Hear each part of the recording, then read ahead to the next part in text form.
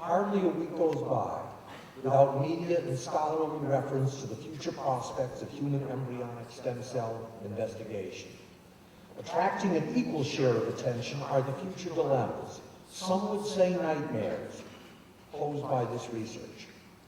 Our speaker this evening is Professor James Thompson, one of the world's leading authorities on this subject, and certainly the principal pioneer in the field. Professor Thompson graduated from the University of Illinois in 1981, and he received a PhD from the University of Pennsylvania in 1988. He's currently a professor in the University of Wisconsin Medical School and at the Wisconsin Regional Primate Research Center. In 1998, Professor Thompson took spare, fertilized eggs left over from IVF procedures and created from them the first human embryonic stem cell lines. These are pluripotent vehicles, capable in theory of producing a vast array of body parts, conceivably programmed for therapeutic usage in cases where the patient lacks some serviceable organ. In the process, however, human pre-embryos are destroyed, tempering medical optimism with social, perhaps even theological disputation. We have since learned that human pre-embryos can be created via somatic cell nuclear transfer, i.e. cloning, so that stem cell controversies are now fused with cloning controversies. This evening, Professor Thompson will provide us with insights as to the new science for which he is so greatly responsible. And during the question and answer period, he will favor us with his observations regarding the profound ethical, legal, and political dimensions of his research. Please provide a warm welcome for Professor James Thompson.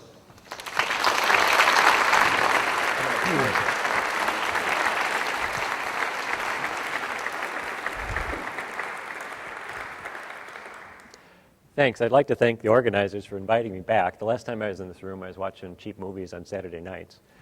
And they're kind of going in the back of my brain right now, so it's a little hard to do the talk.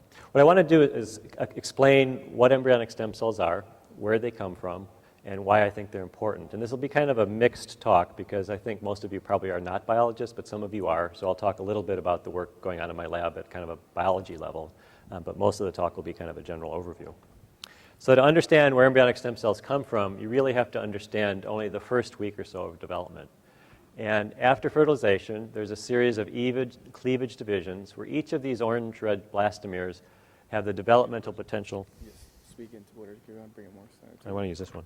Okay, we'll move it up maybe. Or Okay. If they can't hear you in the back. We turn it up. Try again. You hearing me better in the back now? No. Okay, I'll use this one. So each of these orange-red blastomeres has the developmental potential to form anything in the whole body. And right at the time of implantation, the first differentiation event occurs. So that's when this green layer comes off. And that's what's called the trophectoderm, and it gives rise to the outer layer placenta, and it's committed to becoming that thing. So this happens in all about a week in humans or in other mammals. And because it happens in only about a week, these cells are really not acting as stem cells because they're dividing for a very short period of time. And then through the process of gastrulation, they go on and become other things. They're not really functioning as stem cells, they're functioning as precursor cells. However, if you take them out of the intact embryo and you put them under artificial tissue culture conditions, you can get them to maintain this embryonic phenotype of being able to form anything in the whole body. And they'll self-renew as far as we know forever. In a nutshell, that's what embryonic stem cells are. And this is a picture of human embryonic stem cells, and there's probably, 10,000 cells in this very compact colony here. So embryonic stem cells have two basic properties that makes them important. One is they're immortal. They'll divide, as far as we know, forever. And this is unusual for human cells. Mouse cells spontaneously immortalize at a reasonably high frequency. Human cells don't. And if you take, say, a fibroblast from your skin and you put it into tissue culture, it'll divide. But it'll divide a fairly set characteristic number of times, usually 60, 70 population doubling times, something like that. And then it undergoes something called senescence. Embryonic stem cells, because they're derived early enough in development, they have all the machinery needed to not undergo senescence, and it has to do with maintaining telomerase, an enzyme called telomerase, which this is an example of an assay for that enzyme. And people have taken our original cell lines from 1998 and taken them out for over 500 population doubling times and never seen something like senescence. So they can be expanded without known limit. And the second property related to that is they're karyotypically normal. If you look at cancer cells, they always have genetic changes, and there's various degrees of changes, but these cells will divide without known limit, and they have normal karyotypes. Now, there's nothing that's forever, and any cell that divides has the possibility of undergoing mutation, and these can be accumulated over time, but they're remarkably stable, and they're normal for a very long time. So you can grow as many as you want. So the other property that everybody knows about is they can form anything in the whole body. And one of the ways you can show this is by injecting a mouse that lacks an immune system, and they form a little disorganized growth called a teratoma. And within these teratomas, there's disorganized tissues from all three germ layers. So the germ layers, as you recall, are endoderm, mesoderm, and ectoderm. And these are histology sections of examples of those from human teratomas. So endoderm includes things like gut-like structures. And the important thing here is not only are the gut cells forming, which is these luminal cells here, but this wall of mesenchyme is actually coalescing into a layer of smooth muscle. So there's actually not only the ability to form individual cells, but a great deal of communication going beyond between different cell layers and forming these vast structures. So mesoderm includes things like bone marrow and bone in this panel, kidney, and you can't see it very well because of the magnification, but these are very well-formed glomeruli. Striated muscle, smooth muscle, cardiac muscle, and cartilage. Ectoderm has a variety of derivatives, but this is an example of one of my favorite ones, and this is a cap tooth bud. And it has all the appropriate layers of appropriate organization. If you looked at this little box area, you can actually see the dentin between the ameloblasts and the odontoblasts. So these cells can form, as far as we know, anything in the body, and you can grow as many as you want to. So why are these important? And there's three basic reasons. I'll try to keep coming back to these through the talk and give you examples of each of them. The first one, and I'm trained as a developmental biologist, so this is an important one to me. Human S cells provide a tissue culture model for understanding the differentiation and function of human tissue. And if you think about it, it's been extraordinarily difficult to study cells from the human body simply because of access. Most cells that you take out of the body divide relatively poorly, and there's a whole bunch of post-mitotic cells in the body that are interesting, like heart cells and neurons and things. So it simply gives you better access, and this is a theme I want to come back to. Once we have that access, one of the things you want to do with it is use it for drug discovery. You generally use animal models for this now, but there are very significant species differences for certain tissues between humans and, say, mice. And I'll come back to a specific example of that. And then finally, what you read about in the press mostly is that human S cells could provide a potentially unlimited source of cells for transplantation therapies. And I want to kind of go through in fair detail the challenges that this faces, and then come back to the other two and say why I think in the scheme of things it's more important. So these challenges include making the cell type of interest. This one I think is going to be relatively easy in the scheme of things. I think developmental biology will be able to make most of the clinically relevant cells in the body within a decade or so. There's been a huge amount of progress even in the last 5 years, and as more and more investigators start doing this, I think that'll be fairly simple. However, I think that in the next decade there'll be relatively few clinical trials based on these cells because of all the other challenges that we have to overcome, and these other challenges are going to be the hard ones. So one is safety concerns, and these include cancer. If you take a cell line and you put it into tissue culture, during prolonged proliferation, you accumulate mutations. And there's actually selective pressures for things that proliferate faster because that's what you're going to passage every time. So if you think about a disease like diabetes, there's already a transplantation therapy for diabetes. And if you could just make a better cell type, you could feed it into the transplantation therapy. But if you're diagnosed with a type 1 juvenile onset diabetes, you live a long, productive life. And it's true that at the end of a life have pretty serious complications, and your average lifespan is 10 or so years less. But nonetheless, you live a long, productive life with existing technology. Now, if you introduce some cells to try to cure that condition, actually introduce to cancer, pancreatic cancer tends to be rapidly fatal. So you've got to be really sure that the thing you're trying to cure isn't, what you introduce is actually worse than what you're trying to cure. So this one, I think, will stop a lot of, not stop therapies, but it'll make them a lot longer to bring to fruition in clinics. Immune rejection is one that gets talked a lot about. I think this will be, well, not a minor problem. I think there's a number of people with different strategies to get around that one. You can use existing immunosuppressive therapies used with standard organ transplantation. You can feed into those programs. If you think about some of the neural transplants that have been done with fetal tissue, they're actually, those immunosuppressive therapies are tolerated quite well right now. And that's not the limiting factor. You can get the cells to engraft, it's just they don't function appropriately. Now the next two I think are hard, and I was trained in part as a pathologist. And if you have cells that die in the body, there's a reason for it. And if you don't understand the underlying cause, if you simply put the exact same cells back into the same environment, there's a good chance that they also are going to die. And correcting the underlying cause could be challenging, and it's going to be very disease specific. And for a lot of these diseases, we don't understand the underlying cause. So for example, in juvenile onset diabetes, there's people saying that you can use so-called therapeutic cloning and make genetically identical cells and use it for diabetes. Well, diabetes is an autoimmune process, and there's already good evidence if you put genetically identical cells back into the body, they'll reject it again. So you have to somehow get around that, and I think that'll be challenging for most diseases. And related to that is integration in physiological useful form. If you think about the brain,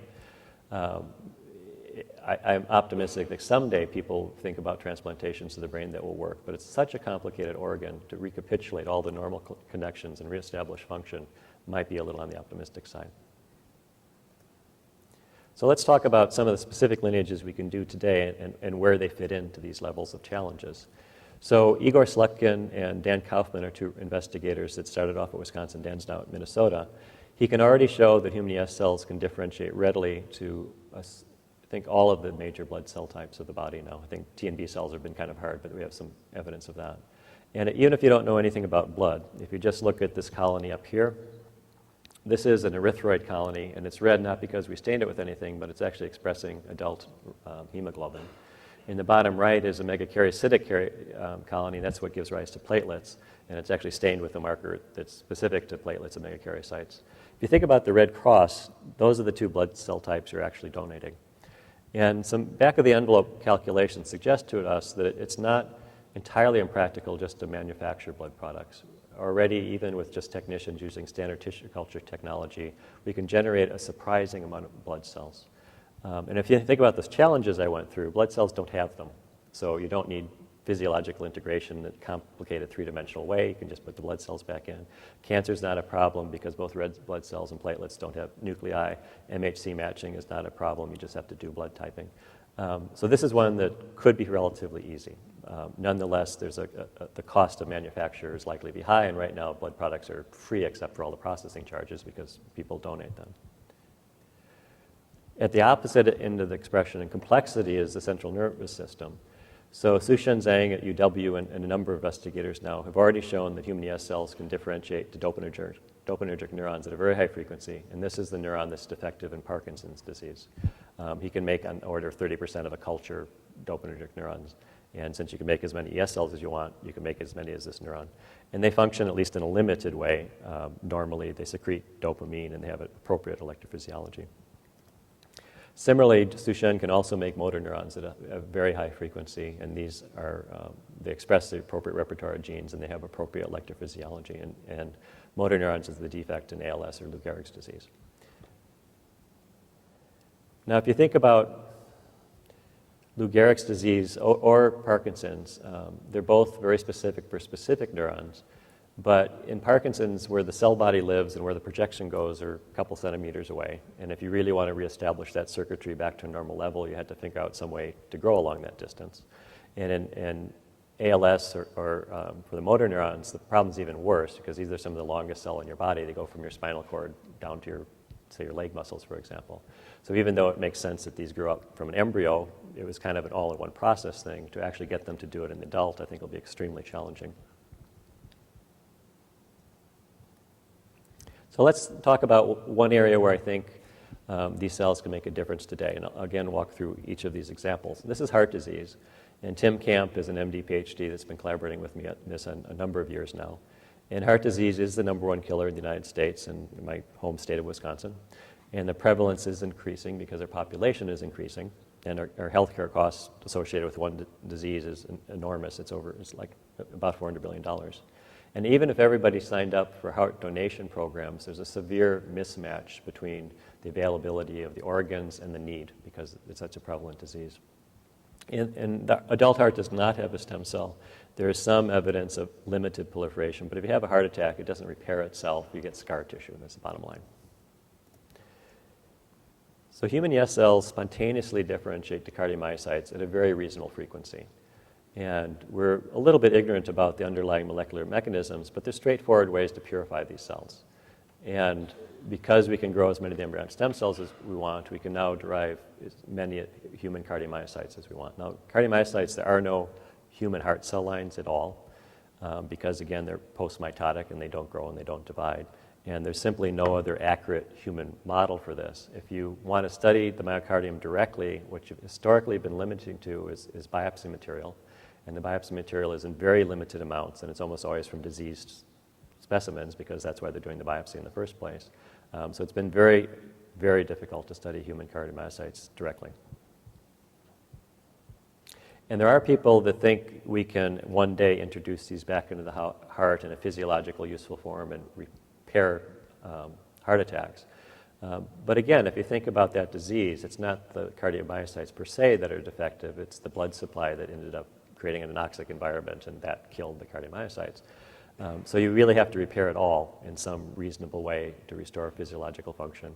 And there's people thinking about all the processes we have to go through between, differentiating the cells and purify them and doing the appropriate animal models and, testing this. The bottom line here is that it's going to be very challenging. These things are not going to happen in the next 5 years, at least not realistically. So what will happen in the next 5 years? I want to give you this one example because it's something that we are working on at Wisconsin. And this, in part, comes out of Craig January's work, who's an MD, PhD on campus. And if you look at a normal ECG, there's a series of little squiggles that are alphabetically labeled from P, Q, R, S, and T. And there's a series of drugs that interfere with the underlying physiology of the heart that resulted in a prolongation of 2 of these intervals from Q to T. So it's called prolonged QT polarization. And if you prolong it long enough and severe enough, you can enter this chaotic arrhythmia called torsades de Pons. And this arrhythmia, the blood pressure drops because it's no longer a coordinated contraction of the myocardium, and your blood pressure drops long enough, you die. And there's been a series of drugs that have been withdrawn from the market after they got to the market, which is exactly what drug companies don't want. They want to pull these things early in the drug discovery process. And this is an example of a patient in the clinic at Wisconsin. She was in church and collapsed. And she was resuscitated by the EMTs and brought to the clinic. And this is what her ECG looked like. Again, it had this chaotic arrhythmia called torsades de Pons. And associated with it, the blood pressure is crashing here. Well, this woman was on an antihistamine called estemazole. And it turns out that a metabolite of estemazole is responsible for this condition. And it was part Craig's study of this woman and some other things that led to the withdrawal of estemazole from the market. So if you think about it, this is a drug for the sniffles, and people are dying from heart attacks because of this connection to the underlying physiology. So it's very important to pick those out.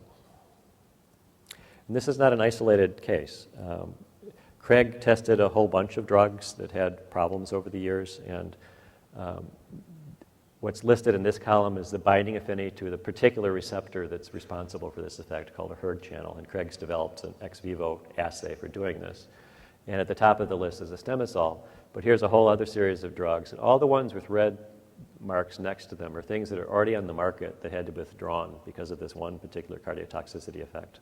And again, most of these are things like antihistamines are not for major conditions, so you want to make them really, really safe.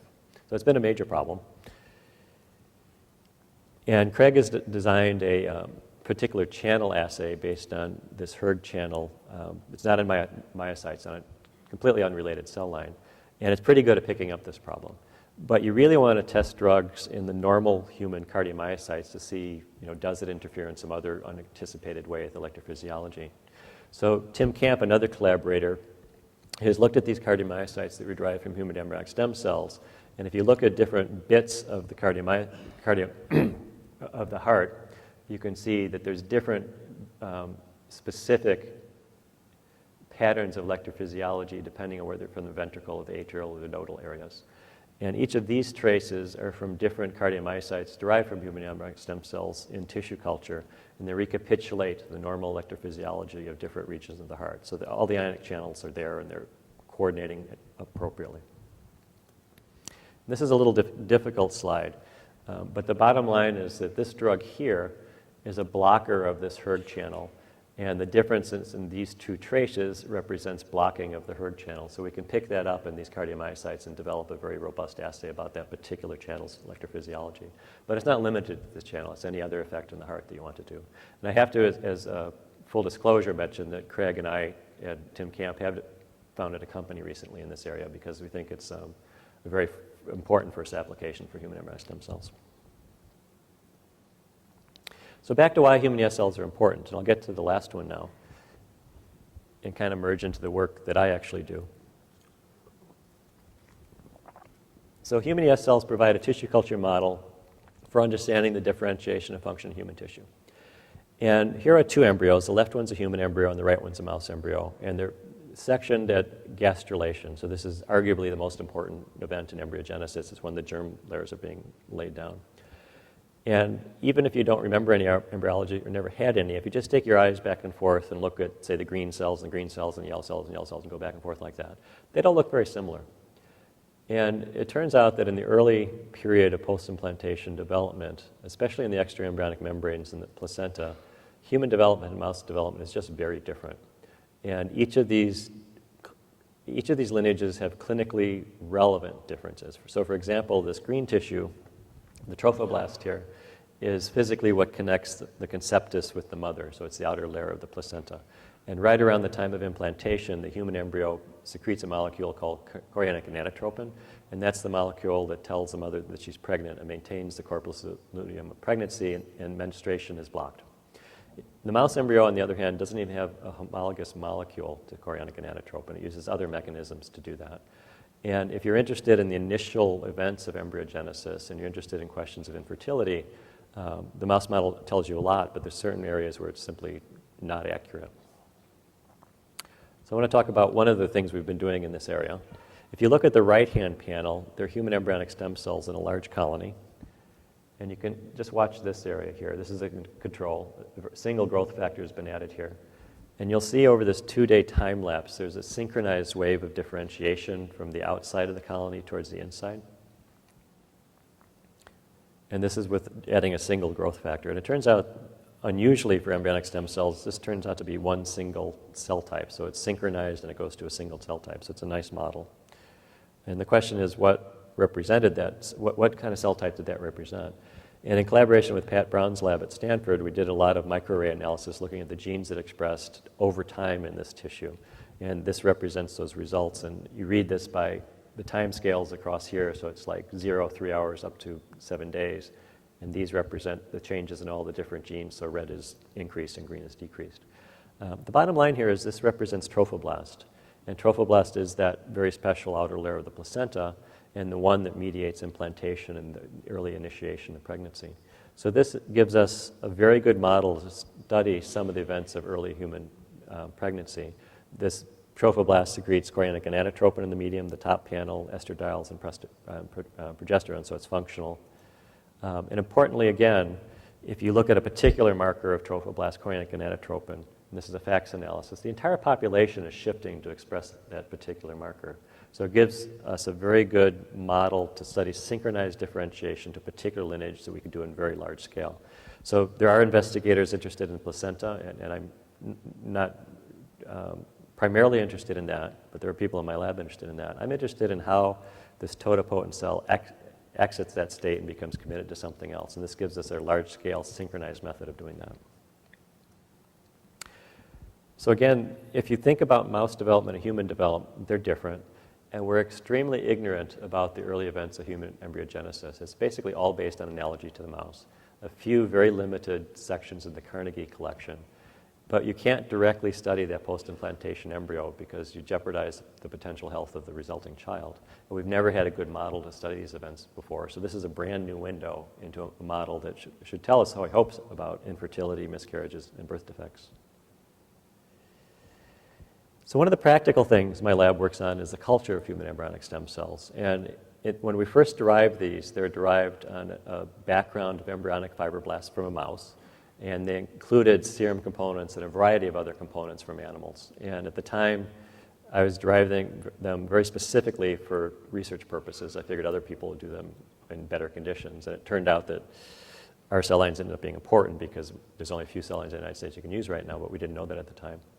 We found out very quickly that FGF, a particular growth factor with a particular serum substitute that's proprietary, allows the clonal growth of these cells on fibroblasts. So it's kind of a serum-free growth, but there's kind of a mixture of proteins in there. And we had a long time where we didn't have a lot of good results on this, and we found out that in our standard tissue culture medium, there's actually things inducing differentiation, because we have a mindset that fibroblasts are secreting something that was positive, because that's how it works in mouse embryonic stem cells. But it turns out it's different with these cells. And Renhe Xu in my lab did a particular experiment, a very simple one, where he took medium that was either conditioned from fibroblasts, and that supports undifferentiated growth quite well, or unconditioned medium, and that causes rapid differentiation. And then he just took conditioned medium with basal medium with no protein supplements mixed 50-50, and that supported undifferentiated proliferation just fine. However, when he mixed the conditioned medium and unconditioned medium together, again, it caused this rapid differentiation. And what conditioning does is actually complex. It's adding good things and subtracting bad things. But the dominant early effect is inhibiting this differentiation ability. So because Renhe had already done these BMP studies in looking at trophoblast differentiation, it made sense to look at this particular growth factor in the medium. And it turns out that there's a lot of BMP activity in this unconditioned medium. And if you inhibit it, that you get good growth of the embryonic stem cells. And also, if you look at the conditioned medium, they're actually secreting inhibitors of this pathway called BMP, including noggin and gremlin. So he looked at the ability for this particular combination to sustain the cultures through multiple passages. And this graph is a little hard to read, but OCT4 is a particular marker of embryonic stem cells. And the number of OCT4 positive cells is on top, and the number of differentiated cells in the culture is on the bottom. So our kind of standard cultured medium is this conditioned medium, and that gives this effect. If you look at unconditioned medium with this noggin inhibiting BMPs and you add fibroblast growth factor, it's indistinguishable from conditioned medium statistically. And through prolonged passages, again, it's indistinguishable from the conditioned medium. So this is a big simplification of the medium. It's not completely defined because there's still some bad things in that serum replacer. He also looked at population doubling times and conditioned medium, and this particular specialized medium is the same. And he's cultured these cells out now for several months, and we have several cell lines, and they've all gone for several months. The percentage of undifferentiated markers is the same, population doubling times are the same, and they still have the same developmental potential as the cells we started with. And one of the areas that we're looking at is the activity of BMP signaling in these cells. And we found out fairly late when we were doing this that FGF itself suppresses this pathway.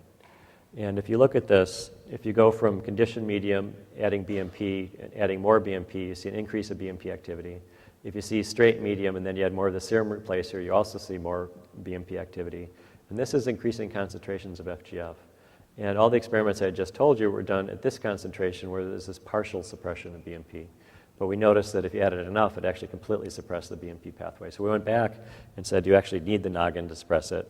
And Mark Levenstein did this work. And it turns out that at high concentrations of FGF, you inhibit this background differentiation that you see at lower concentrations. And this is perfectly acceptable for long-term culture.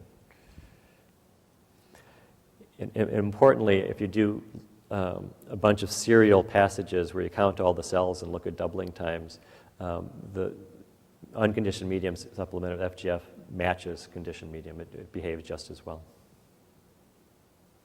And we're not sure why you need these rather huge concentrations of FGF, but it's partially explained by stability, but not entirely. If you look at the stability of FGF in the fridge, it's pretty stable.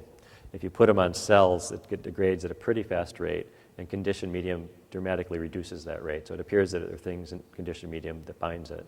Nonetheless, if you look at 24-hour periods, there's still a lot of FGF there, and we think that there are things that need to be bound to FGF, like heparin sulfate proteoglycans, that you need to get high-affinity receptor interactions to get it down to a level that's more normal, which is more like 4 nanograms.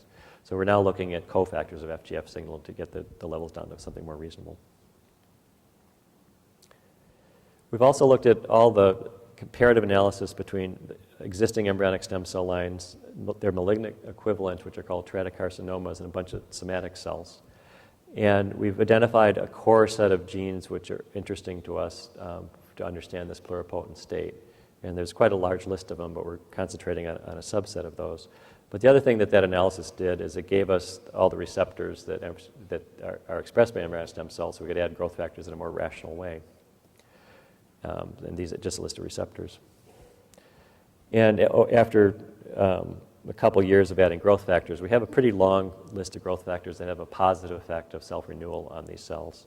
I'll just mention one because it's in the literature, and that's the TGF-beta or activin, wherever that is, activating signaling pathway. There's a couple papers saying that TGF-beta activin signaling is essential for human embryonic stem cells, and it's not clear that it is, and it may well not be. And it's mainly based on this particular inhibitor that blocks that pathway. And it's a phosphorylation inhibitor of a key event. And indeed, when we take conditioned medium and add this inhibitor, you get rapid differentiation of human embryonic stem cells, what the literature says. But then if you go back and add noggin again, you inhibit this pattern. So it looks like the TGF-beta pathway and the BMP pathway are kind of antagonistic to each other, and that the activin TGF-beta pathway, when you activate it, inhibits BMPs. And if you inhibit the BMPs by some other mechanisms, you may or may not need activin TGF-beta signaling. So I want to just pause on this slide a little bit, and for the non-biologists, this will be the last kind of heavy slide. A lot of signaling is very context dependent, and people in this field are trying to make things a little too simplistic. If you look at our standard tissue culture conditions, activin TGF-beta signaling looks like it's important. You block it and they differentiate rapidly. But it seems like it's only because there's already this BMP activity in the medium. If you got rid of that, then the need for activin TGF-beta signaling probably goes away. The FGF signaling is doing a lot of different things. One of the things is blocking this noggin BMP pathway, rather. But it's doing other things too, and we're investigating those other things. But the point I want to make of this slide is that none of these things are the same as the mouse embryonic stem cells. They're all different. So in mouse embryonic stem cells, leukemia inhibiting factor is a major cytokine that's been used to culture those for 15 years now or so. That particular receptor and the downstream bit of that pathway are either not expressed at all or essentially inactive. So leukemia inhibiting factor does not sustain our cells. Austin Smith's recently showed if you take leukemia inhibiting factor and add BMPs in serum-free conditions, that supports mouse embryonic stem cells in the complete absence of serum. Under every condition we've tested, BMPs actually cause the differentiation of human embryonic stem cells, so it's at least superficially backwards. But the caution here is that, again, it's context dependent, and we don't have a LIF equivalent. And it's very possible if there's something playing the role of LIF, we'd come back with BMPs and suddenly be a positive acting factor. So it's kind of a work in progress. So now that you survived that, why should you care about all the media stuff? So human embryonic stem cells, we derived them, 1998. There are 5 original cell lines, and they were exposed to rabbit proteins, guinea pig proteins, cow, and mouse. And again, I derived those entirely for experimental purposes. I never thought that they'd go into human bodies, and there are people that are gearing up to put them into human bodies. And these new culture conditions of ours and of other people really do suggest that new cell lines will be derived without these problems, and they will be qualitatively different from the original cell lines. So we derived these 5 cell lines in 1998, and we didn't bother deriving any more because my feeling at the time was it wasn't a whole lot of point in deriving more with the same exact problems. But I think that's changed now. I think the medium has changed enough that we can go back and do it right so that they're much safer cell lines. And in the United States, there's now about 400,000 frozen embryos produced from IVF, and it's not clear how many of these are going to be discarded, but a very significant proportion of them are going to be discarded. And the current federal policy, George Bush's policy, was that cell lines derived prior to August of 2001 could be federally funded, and anything after that can't be. The unintended effect of that policy is not that embryos are saved, but the patients merely discard them instead of donating them to research because so few investigators can use them. And I think given that the field has changed qualitatively now, it's a good time to change that policy. So back to my summary, and then I'll open up to questions. Why are these cells so important? And I mentioned this analogy earlier in the day with some people. I think there's a lot of analogies with recombinant DNA in the 1970s with human embryonic stem cell research. There's a similar kind of social controversy, and it was followed by compromise, and people got on with the work. And that's already happening with human ES cell research. And there's some other parallels too. If you think about the early days of recombinant DNA, and if you had people sitting around the table and kind of figuring out where this field was going, I think that most people would have thought that gene therapy would be one of the applications that would be pretty easy. And it turns out, 30 years in or so, it's turned out to be a really tough one. I think there's going to be parallels with transplantation biology and embryonic stem cells. It is going to be very important someday, but it's going to take a lot of time, and there's a lot of challenges to get over. And I think another area that people kind of misjudged is scientists knew it was extremely important, but they had no sense of how pervasive the technology would be. I think that the idea that we'd be using this things like anthropology and forensics and things, I don't think the average biologist got that in the 1970s. I think that's going to be true of embryonic stem cells too. And I think that the take-home message here is that this is just a wonderful research tool for understanding the human body because it gives you good access. And the analogy within the recombinant DNA field I like is PCR. What PCR did for individual DNA molecules, embryonic stem cells does for the human body. It simply gives you access that was difficult to study because it was inaccessible before. And I don't know where the field is going. I know where my little niche in it is. But I think as these cells get out across campuses across the world, we'll find a lot of people using them in ways that we simply never predicted. And those ways will impact human medicine also in ways we've never predicted. Because a lot of the basic biology that we're going to learn about will be applied to things that have absolutely nothing to do with transplantation biology and absolutely nothing with the particular areas that I'm interested in. But it'll be an exciting field over the next couple of years. Okay, I'd like to end there and be glad to ask questions.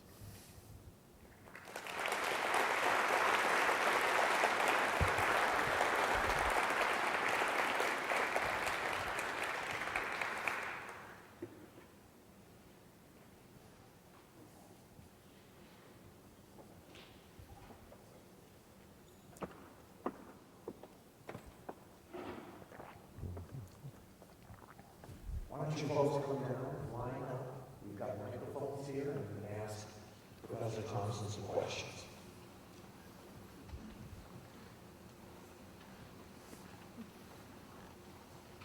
So I purposely didn't talk about ethics or politics, but I'd be glad to address those questions if you care to.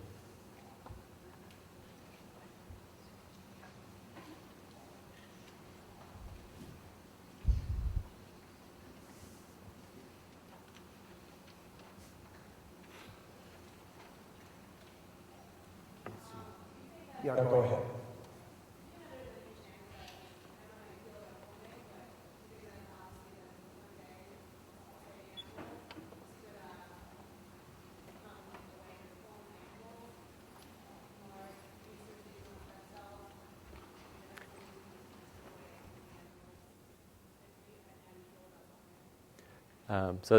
I'll kind of just a general question on cloning. The question of cloning and where's it going, basically. I didn't talk about what's called therapeutic cloning. If you looked at the papers that the Koreans have done recently, it's actually relatively efficient. It's much more efficient than I thought it would be so early on. However, so therapeutic cloning, for those of you who don't know, is taking a nucleus from an adult cell, transferring it to an oocyte, growing that product to a point where you can grow stem cell lines, with the intent of someday differentiating that to something therapeutic useful and putting back into the patient. Now, my problem with it is how many sentences it took me to explain that. Because if you actually look at the economics of it, you're starting with a clonal event, and these cells have a population doubling time of about 30 hours or so. So to go from that one cell up to 10 to the 9th or something useful, you're talking about months. And there's the availability of the oocytes, and then a whole team of very qualified people having to take it up to the point where it's something useful to go back for transplantation. I think that the economics will be so badly against it that other technologies will simply go around it over time. So although I don't see any biological reasons why therapeutic cloning couldn't work, I've never been a big vocal proponent of it because I just think technologies will go elsewhere.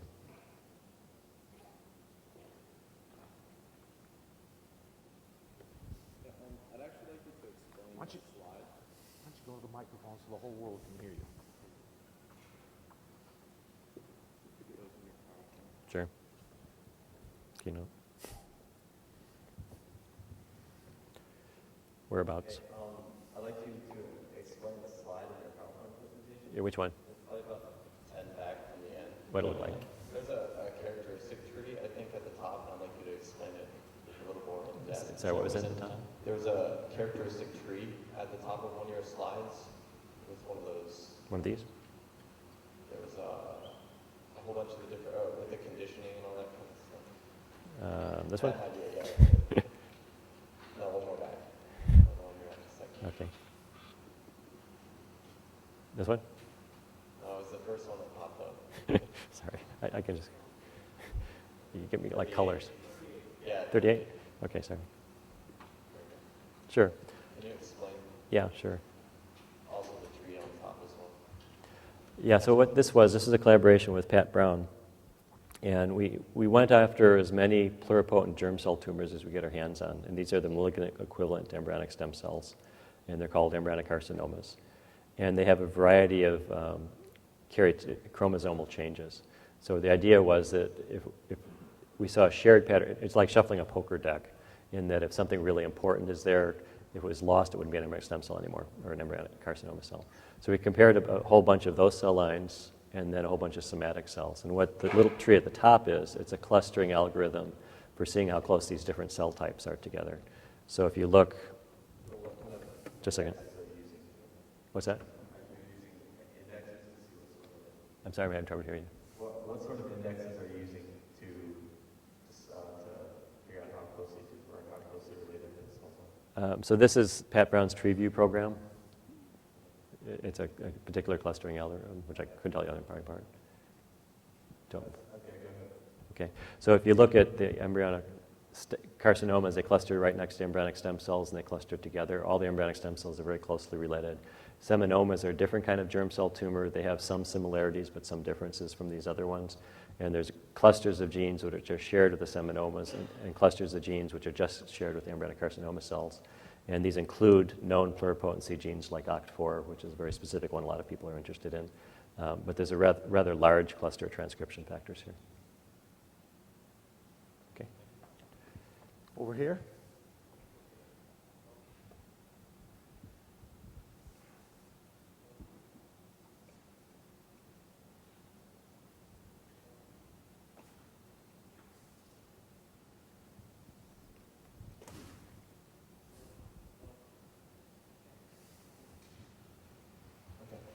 Thank you for the wonderful lecture. I'd like to ask you to comment more about the comparison between human mouse and embryonic stem cells. For example, you've shown us a picture of 3 signaling pathways, including BMP, TGF-beta, and FGF signaling pathways. I wonder, how do you think, how different it is for those signaling pathways between human mouse and embryonic stem cells? To elaborate that, one of the observations that people have made is the LIF, leaf signaling, leaf STAT3 signaling, is important for the maintenance of the stemness for mouse embryonic stem cells. But adding or restore leaf in human embryonic stem cells doesn't seem to do too much. Do you think that is because of the signaling pathway is not required anymore in human, or is it because that some other molecules that actually substitute the leaf signaling? For example, FGF4 and FGF2 in human mouse may substitute each other. So how general this kind of situation is there among the 2 species? Thank you. Yeah, so it's a rather long question about the differences between mouse and human. They seem to be real, and it doesn't seem like there's just another LIF equivalent molecule. People have looked downstream at JAK-STAT signaling, and it's essentially inactive. And people have been able, I think people even overexpressed active STAT3 and not seen an effect so far. There might be something kind of equivalent to LIF, not directly going through STAT3, and that hasn't been addressed yet. And there may well be something undiscovered that does that. But the BMP part, it really does seem to be backward so far. So if you take BMPs and add it to mouse CS cells that are grown with LIF and serum, it helps them a little bit. It doesn't get worse all of a sudden. If you take the BMPs and add it to fibroblasts in our standard culture conditions, it always causes differentiation. Now, it is true that we might find something to balance that someday, but it hasn't been discovered so much. The FGF story in the mouse I'm a little confused about, because there's at least one paper saying FGF4 is essential, but you don't need it for cloning them. So you can actually clone them in serum-free medium with BMPs and LIF, and that's all you need. And they might possibly secreting themselves, but at clonal density, it's pretty unlikely. So it doesn't appear to be a terribly important pathway as far as maintenance. Whereas the human yeast cells, it's the major dominant factor. We can grow them in that plus, a serum substitute, basically. So the differences are more than I anticipated. It'd be nice to see a little more commonalities. When you get down to the transcription factors, it is a fair amount of commonalities. But the upstream stuff has all been different so far. Well, so there are two sorts of difference possible there. So one sort is that this whole signaling pathway is no longer required in the other organisms. The other possibility is that there is some single molecule switch, like other proteins of the same family, actually take up the responsibility. As an example, it's possible for like another FGF in a different organism to take up the responsibility of FGF4. In that case, if we were to overexpress FGF4 in other organisms, we may not see the effect of that signaling pathway at all because the responsibility is taken over by the protein.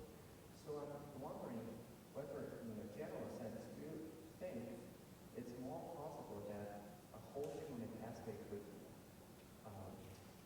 different in a general sense? The whole signaling pathway is not active in different species of human mouse, or it's just single molecule switch or small changes, but because of such small changes, we cannot observe it.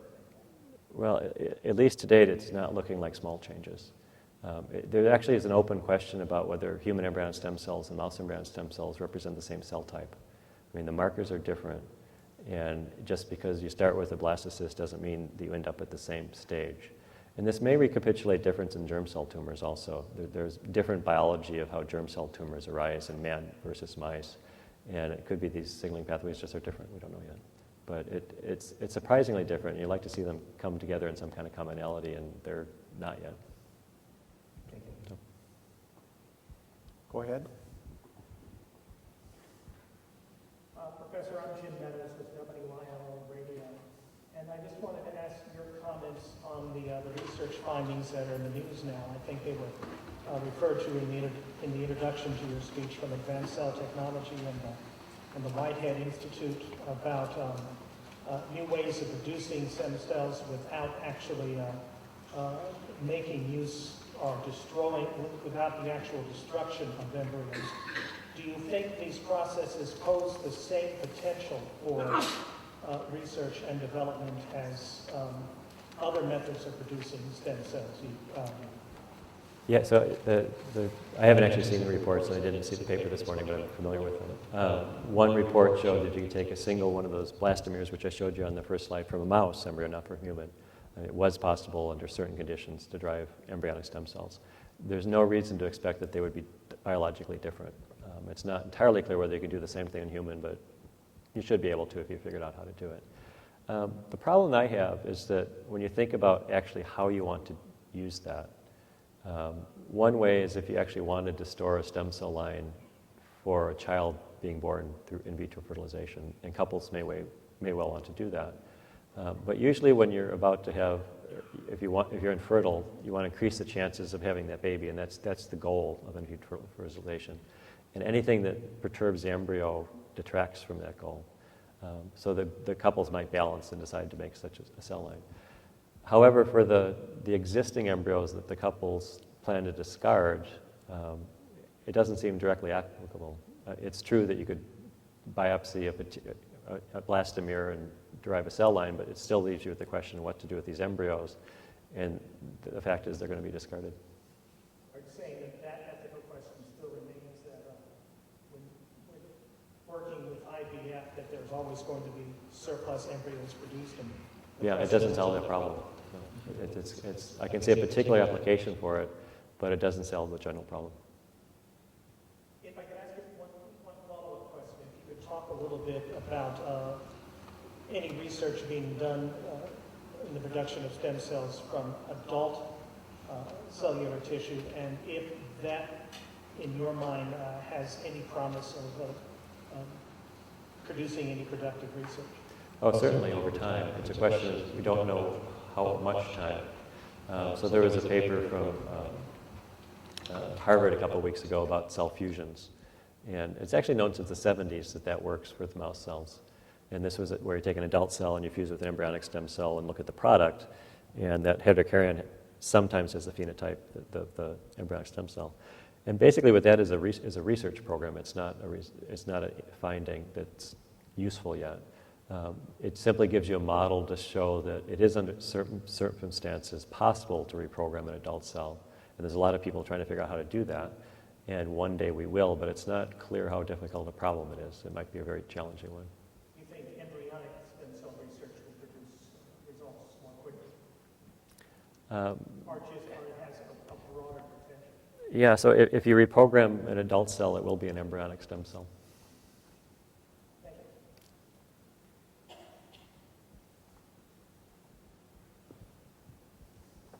You made some comments that you would improve the medium for growing the stem cells. Right. And I was wondering what the effects of that improved medium might be, and if any lines existed perhaps outside of your laboratory that had already made use of that improved medium. No, we've published part of this, but not all of it. And a number of people have reproduced our results of what we've published, but they haven't taken it beyond that, per se. Not our medium. Other people have some comparable medium they're working on. So there are other labs developing fairly similar medium that are fibroblast-free and don't have these serum problems anymore. And the implication of that is that we should be able to drive more cell lines, whether it's our group or another one, which don't have the problems of contamination that the presidentially approved ones have. So no lines exist as of yet. Those approved. Nothing published yet. The other gentleman asked this question, but I would like just to reiterate it a little bit and ask you also a political question as well. The first question is that since there's so much of regulation put forth by George Bush on stem cells, especially on embryonic research, but then if you look at other countries like Korea or China, they have made a lot of improvements on possibly repairing some of the organ damages utilizing the adult stem cells, the somatic stem cells, rather than going with the embryonic stem cells. So I'd like to kind of ask you about your views of the future on which way would it be going into a faster route to achieve that kind of organ transplantation area, which would be going into a little bit of a better route because of the regulations. And also, the political question is that do you think that the United States research would be lagging compared to other countries due to this regulation? And do you think that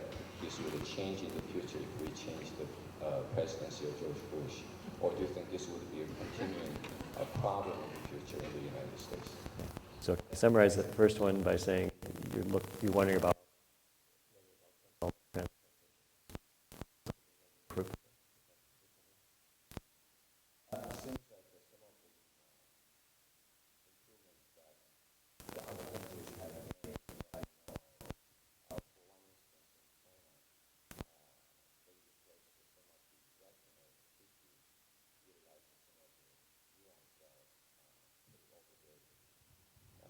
defective retina, and it seems to restore the eyesight. And that kind of a little bit of crazy studies have been done already, as I know. It's not shown in the public, but through the company associates that I know of, they have done that. So this type of advancements can be done using the somatic stem cells rather than the embryonic stem cells. So for the purpose of transplantation of the organs and damaged tissues, seems like the somatic stem cell has quite a bit of promising, or at least it has made some progresses compared to the embryonic stem cells. So for that area of the purpose, do you think that the somatic stem cells would be showing more promising future? So let me back up a little bit and talk about this debate, this divide between adult and embryonic stem cells. I took one slide out. This is really not a scientific debate because it's more of a policy and political debate.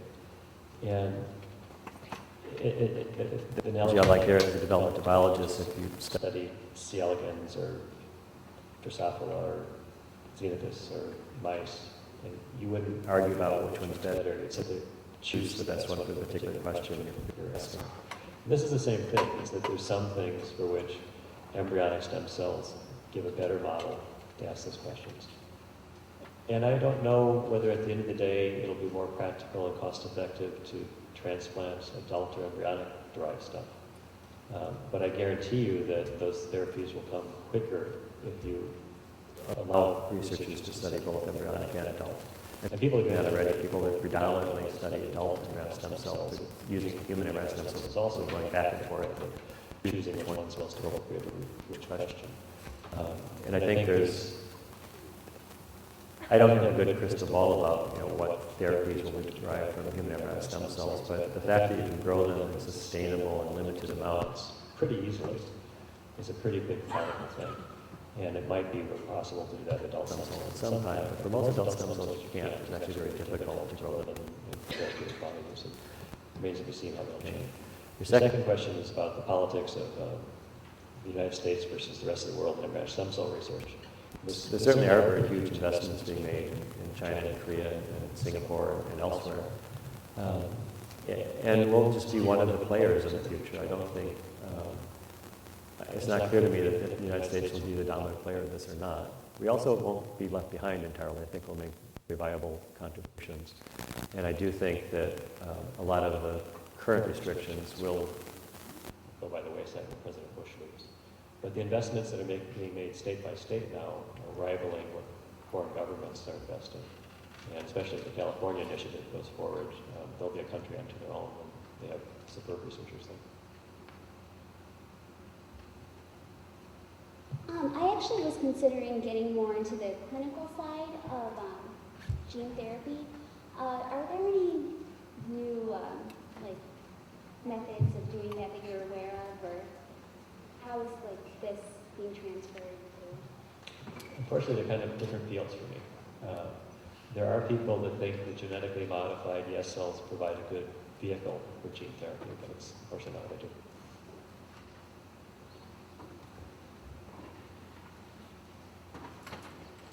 There's only one strain or substrain of mouse that you can derive these ES stem cells, and I was wondering if that is true. Why is that? No, it's not true, but there's one that predominates, and there's been very difficult ones, and people have come up with ways to derive them from additional strains, and the genetics of why that's true is not understood.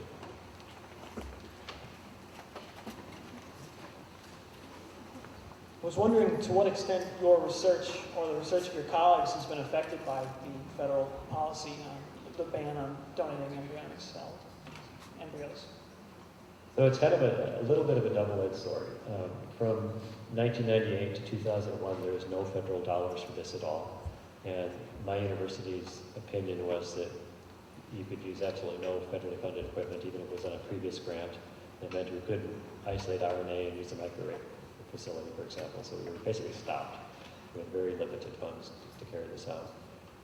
The compromise that George Bush came up with, while it doesn't represent good public policy, it did open the door, and there are no restrictions on what you can apply for NIH for the existing cell lines, basically. They're just like any other cell lines, and they compete in the same pool of grants as everybody else and compete head-to-head. Where it's going to change is if people are interested in comparing a genetically diverse set of cell lines. We don't have one. It's a very, very narrow set. And clinically, if this does move towards the clinics, the existing cell lines do have problems, and it would be much better to try more. You got the last word. Thank you.